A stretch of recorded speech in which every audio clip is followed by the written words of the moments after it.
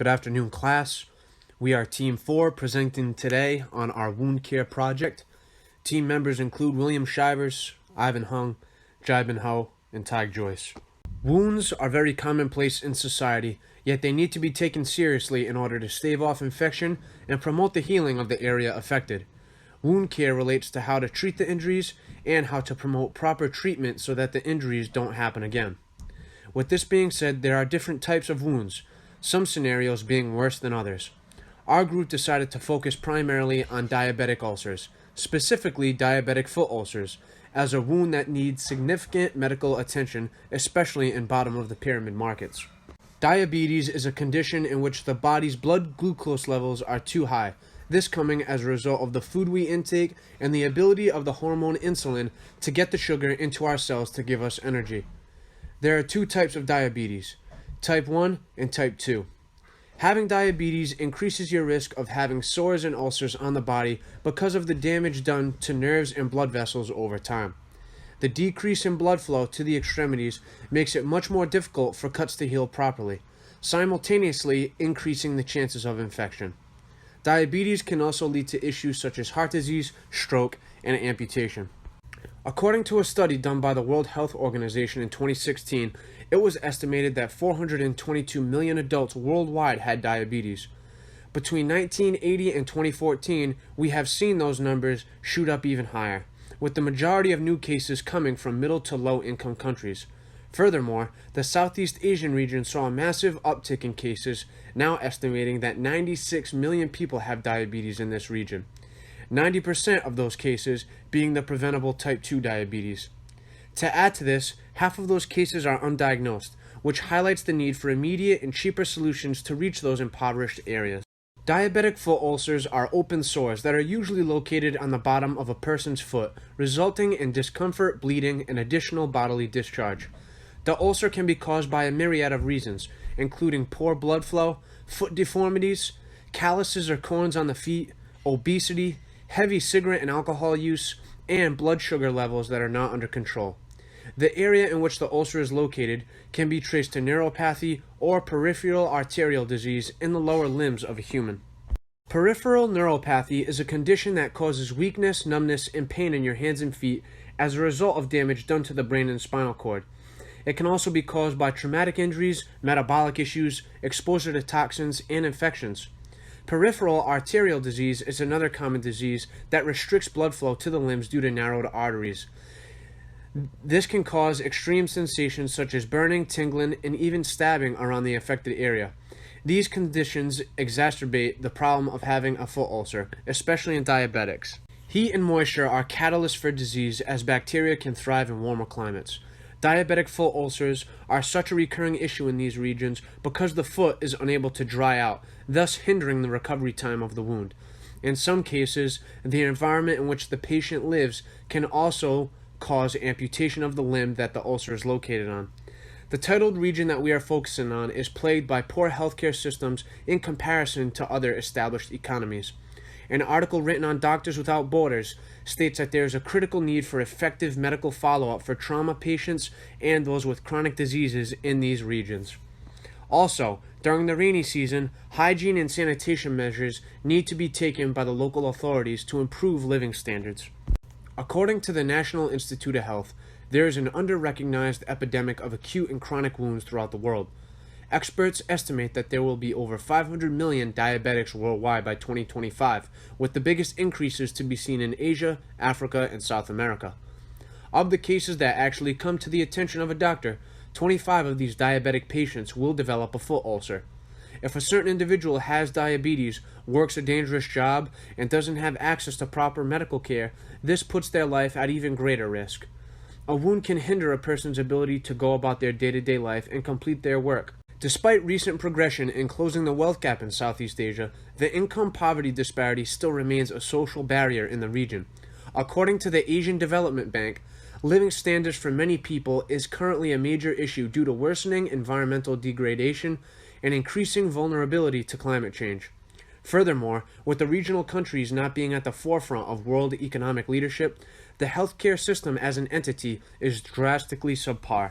Finding affordable and timely healthcare in Southeast Asia is still a problem today as it has been in the past. According to the World Health Organization, the focus on primary healthcare in the region is focused on three things: essential public health functions as the core of integrated health services, multi-sectoral policies, and empowered communities. However committed the governments say they are to achieving these things, the numbers have told a different story. The use of ambulatory services in the region is severely lower compared to higher income countries. The private sector controls the healthcare in these regions. The poor in the urban sections need special care. Basic amenities are lacking at frontline locations, and the agenda to improve such things is politically driven. After talking with Humana registered nurse Sherry Gendron of Tampa, Florida, we learned that wounds need to follow a strict clean procedure. Diabetic foot ulcers, exposed bones and tendons, or any blunt trauma can cause a great deal of discomfort for the patient. One of the main goals of a hospital is to make sure that the patient has the tools and equipment they need after leaving the medical setting in order to continue healing properly. Having gauze, saline, ACE wrap, scissors, topical ointments, medicated dressings, and other medications are paramount in order for the wound to subside. Hospitals will get products in bulk and charge a universal fee based on a coding system, whereas an individual who pays out of pocket and over the counter will pay more in the long run. To reiterate this issue, people not having the financial means or being in the right frame of mind to heal themselves will in turn make their situation worse. This is especially true in cases of diabetic foot ulcers for non-compliant patients because their blood sugar levels are way off base. Furthermore, offloading the patient can be an arduous process if the wound is deep and, again, if the patient is tough to deal with. Given that there is always pressure on the affected area, multiple in-house hospital visits may be required, and in severe cases, the process can take up to a year or longer. In low-funded areas, the ability to get an appointment is difficult. Treating on site is even more difficult because the dwelling may be considered uninhabitable, and the cost of doing such treatment can be more expensive than the patient can afford. Purchasing wound care materials, especially high-quality bandages, is costly, which can exacerbate the poor compliance. Being able to reach these regions, maintain accessibility, diagnose patients, and properly attend to the wounds is exactly what needs to happen. Our product is a medical boot dubbed the Cloud. It is comprised of durable and cheap plastics, textile, and foam. The main materials are polypropylene, PVC, polyester, and reticulated foam. Our boot is comparable to the design of typical medical boots on the market.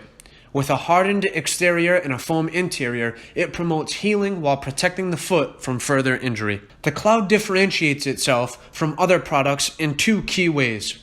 The sole of the boot will be broken up into individual pieces, with each being removable thanks to an independent rivet system. This next slide shows pieces of what our boot might look like. This allows the customer to adjust the boot exactly where the ulcer has developed, thus maximizing comfort. Due to the rivet system, our boot is a one-size-fits-all product. The removable rivets allow the excess fabric to be rolled and tied as needed for the customer. Our production will be headquartered in Vietnam's third-largest city, Hai Phong. This coastal city provides strategic access to shipping routes as well as Vietnam's impoverished northern region. We have several target end customers, including governments, individual households, low-income community organizations, international humanitarian medical non-governmental organizations, and donation programs. We will have four main streams of revenue generation. First, being through our internal sales team. Our team will have scheduled rotations to poor communities within our markets. Their job will be to sell, demonstrate, and educate the public on the product and its benefits. Next, we will develop a broker and dealer structure in which individuals will broker purchases for a commission of additional sales, or they can purchase our product in bulk and sell them on their own without regulation. We will also have an online sales platform which will be mostly for business-to-business transactions such as hospitals or non-government organizations. This program will allow customers to contribute a one-time donation or enroll in a recurring donation program. With the donations, we will distribute products to untapped regions and markets. This will market our product best to potential customers by allowing them to see the benefits a peer is experiencing firsthand. Donors will have access to a blog that shares stories of the positive impact of our product and their donations. We will have two methods of creating awareness for our product. First, being a macro approach in which we will partner with medical research and humanitarian organizations. The organizations being International Diabetes Federation, Doctors Without Borders, and the American Diabetes Association. This will give the credibility and awareness the product needs for large-scale order placement. Additionally, we will have a micro approach where we would market to local doctors or medical leaders within the area. By educating them and making them aware of our product and its benefits, a word-of-mouth network will develop over time. To fund our initial investment of $100,000, we will explore three options. First, we would seek government and NGO, entrepreneurial, and medical grants for product development. For the next portion of funding, we will rely on personal investment. Thirdly, we would search for additional investors to cover the difference to reach our investment goal. With an approximate $2.06 variable cost on the boot, we have decided on a $5.99 target price for retail sales. We have projected production output based on the timeline to enter new markets. The prevalence of foot ulcer patients was based on a study conducted in Thailand that found 8.8% of diabetics having foot ulcer complications. From this, we were able to calculate an approximate total of foot ulcer cases in our target markets, totaling 18,822,000 collectively in Vietnam, Cambodia, Thailand, Taiwan, China, India, and Indonesia. Based on our intended production output, variable and fixed costs, and cash flows over the first 3 years, we have concluded the net present value with an initial investment of $100,000 to be $192,665. Thank you, class and professor, for your time. This concludes our presentation on the Wound Care Project.